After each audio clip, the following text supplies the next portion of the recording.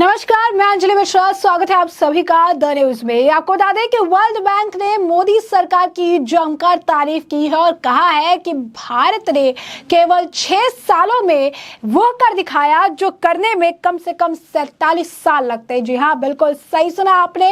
आखिर world bank ने जो है मोदी सरकार की किस वजह से तारीफ की है, क्योंकि अब प्रधानमंत्री नरेंद्र मोदी ने भी उस तारीफ पर अपनी प्रतिक्रिया जाहिर की है। तो ऐसे में प्रधानमंत्री नरेंद्र मोदी की तरफ से भी क्या कुछ कहा गया है, आइए विस्तार से जान लेते हैं। G20 समिट से पहले वर्ल्ड बैंक ने मोदी सरकार की जमकर तारीफ की है।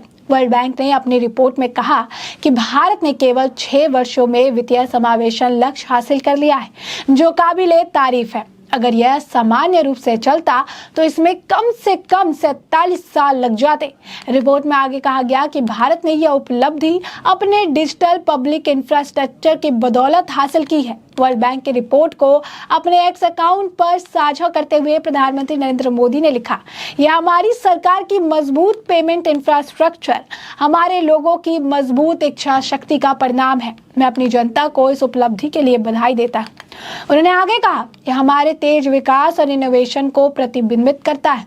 प्रधानमंत्री नरेंद्र मोदी की सरकार ने वह काम 6 वर्षों में कर दिया जिसे करने में भारत को 47 वर्ष लगते। G20 शिखर सम्मेलन के आयोजन की खुशी से सराबोर भारत की प्रशंसा में यह बात कही है वर्ल्ड बैंक ने। उन्होंने कहा कि भारत ने जनधन बैंक खाते, आधार और मोबाइल फोन के उपयोग के वित्तीय समावेश दर को 80% तक प्राप्त करने में केवल 6 साल का समय लिया। इसके लिए इस तरह के डिजिटल पेमेंट इंफ्रास्ट्रक्चर के बिना 47 साल लग सकते थे। वर्ल्ड बैंक ने G20 के लिए पॉलिसी डॉक्यूमेंट तैयार किया है, जिससे उन्होंने भारत में जारी आर्थिक गतिविधियों की खूब तारीफ की, खासकर डिजिटल इंडिया की। रिपोर्ट में बताया गया कि भारत ने पिछले 1 दशक में DPI का लाभ उठाते हुए दुनिया के सबसे बड़े डायरेक्ट बेनिफिट ट्रांसफर इंफ्रास्ट्रक्चर का निर्माण किया। रिपोर्ट कहती है कि इस पहल ने 53 केंद्रीय मंत्रालय से 312 प्रमुख योजनाओं के माध्यम से सीधे लाभार्थियों के खाता में 361 अरब डॉलर यानी करीब 30,000 अरब रुपए का ट्रांजैक्शन सुलभ किया है। मार्च 2022 तक इसके कुल 33 अरब डॉलर यानी करीब 2,738 अरब रुपए की बचत की, जो GDP के लगभग 1.14% के बराबर है।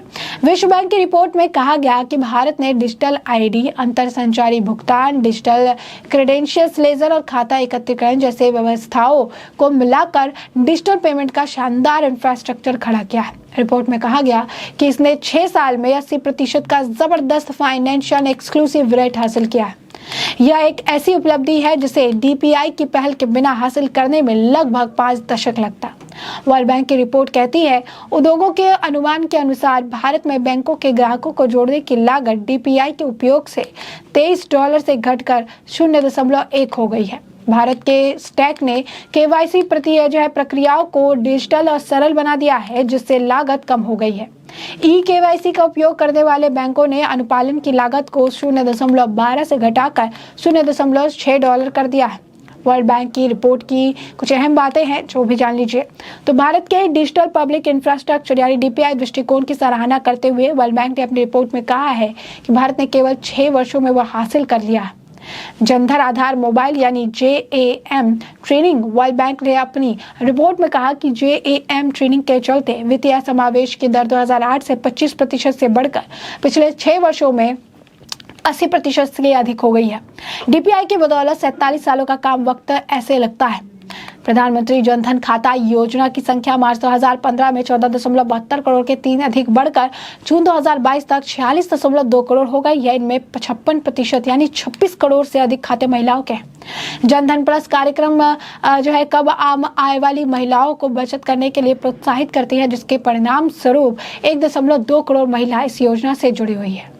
केवल 5 महीनों में औसत बैलेंस में 50% की वृद्धि हुई है। भारत की 10 करोड़ कम आय वाली महिलाओं को इस योजना में शामिल कर भारत के सरकारी बैंक लगभग 25,000 करोड़ रुपए जमा आकर्षित कर सकते हैं।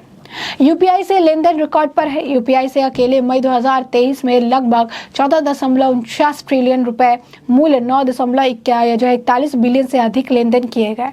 वित्तीय वर्ष 2022 से 23 के लिए UPI लेन देन का कुल मूल्य भारत की नॉमिनल GDP का लगभग 50% था। डिजिटल इंफ्रास्ट्रक्चर ने केवाईसी प्रक्रिया को आसान भी बना दिया है। इससे बैंकों की लागत कम हो गई है और बैंकों ने अपनी अनुपालन लागत को $0.12 से घटाकर $0.6 कर लिया। लागत में कमी ने कम आय वाले ग्राहकों को सेवा के आर्थिक आकर्षक बना दिया है।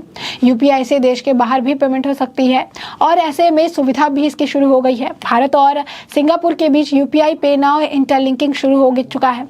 यह G20 के वित्तीय समावेश प्राथमिकताओं के साथ संरेखित है और तेज, सस्ता और अधिक पारदर्शी सीमा पार भुगतान की सुविधा प्रदान करती है। रिपोर्ट में कहा गया कि डीपीआई बिजनेस चलाने की जटिलता, लागत और समय में कटौती के जरिए प्राइवेट कंपनियों के लिए बड़े अवसर खोल दिया है। यानी कुल मिलाकर उन्होंने कहा कि 47 वर्षों का समय, 47 ईयर्स का टाइम जिस काम को करने के लिए लगता है, उस काम को मोदी सरकार ने बेहतरीन तरीके से 6 सालों के अंदर कर दिखाया है। प्रधानमंत्री नरेंद्र मोदी भी इसे लेकर तारीफ कर रही हैं। पीएम मोदी ने कहा है कि किस तरीके से चीज़ें सही हुई है। उन्होंने बताया कि चीज़ें की है और ये बात भी बिल्कुल गलत नहीं है कि समय के साथ भारत बना है, डिजिटल भारत हुआ है और अब इसे कोई नहीं बदल सकता कि भारत बड़ी ही तेज़ी से आगे बढ़ रहा है डिजिटलाइजेशन की तरफ।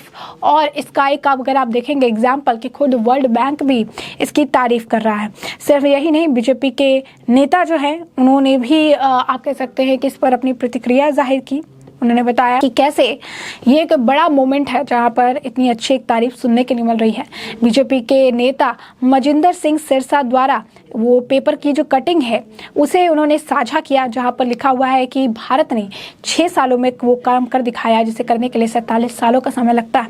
उस कटिंग को साझा करके उन्होंने लिखा कि भारत ने डिजिटल पब्लिक इंफ्रास्ट्रक्चर यानी डीपीआई की सराहना करते हुए वर्ल्ड बैंक ने कहा, देश ने केवल 6 वर्षों में जो हासिल किया उसमें अन्यथा लगभग 5 दशक लग जाते हैं। प्रधानमंत्री नरेंद्र मोदी के दूरदर्शी नेतृत्व को धन्यवाद। भारत के कुछ बेहतरीन डिजिटल सर्विसेज वस्तुओं का बुनियादी ढांचा विकसित किया है जो दुनिया भर के लोगों का जीवन बदल सकता है। यूपीआई, जन धन आधार, ओएनडीसी और कोविन इसके कुछ उदाहरण हैं। तो अगर आप देखेंगे तो ये लोग भी अब इस मामले की तारीफ कर रहे हैं, प्रधानमंत्री नरेंद्र मोदी की तारीफ कर रहे हैं, बता रहे हैं कि किस तरीके से वर्ल्ड बैंक द्वारा ये तारीफ सराहनीय है और भारत कितनी तेजी से डिजिटल होता जा रहा है, डिजिटलाइजेशन की तरफ आगे बढ़ता जा रहा है। इसके काम को खुद वर्ल्ड बैंक भी रिकॉग्नाइज कर रहा है और तारीफ भी कर रहा है। तो ऐसे में हमने आपको जो पूरा मामला है ये बड़े विस्तार से बताया कि पूरा मामला क्या है, वर्ल्ड बैंक ने तारीफों में क्या कुछ कहा, प्रधानमंत्री नरेंद्र मोदी की इस पर क्या प्रतिक्रिया रही और अब इस पर किस तरीके की और प्रतिक्रियाएं आ रही हैं।